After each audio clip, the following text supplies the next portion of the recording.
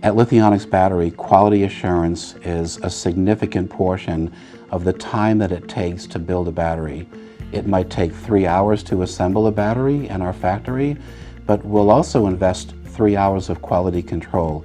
Now that includes the Never Die Load Bank dyno system that performs 100% testing of all batteries and chargers. We additionally do FLIR thermal imaging during discharging to look for any potential weak spots in the cells. And then we also do advanced internal impedance testing on every cell and every battery. We deployed devices to actually measure the quality of the internal circuitry of our cells and our battery management system. We worked very hard at Lithionics here to create a culture of safety and quality. Our current customers include Walt Disney Company, Universal Studios, NBC, SpaceX, Raytheon, and many others.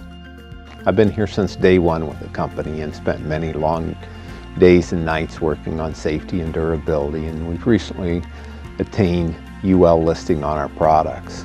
As the market grows and people find new ways to use lithium-ion technology, we felt like we had to get underwriter laboratories involved to certify all of the safety claims that we've made. We're very proud to announce that we're the first company in the world to achieve UL listing at 12 volts and 24 volts in both stationary and motive tests. But now we also have listing for 12, 24, 48, and 51 volts. And the strength of the Never Die battery management system is that we're able to communicate state of charge, temperature, fault codes by a number of telemetry options.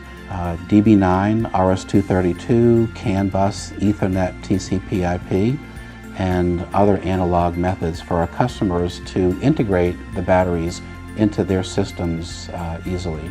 These are the batteries that people want to use, and they want to feel that they are indeed safe.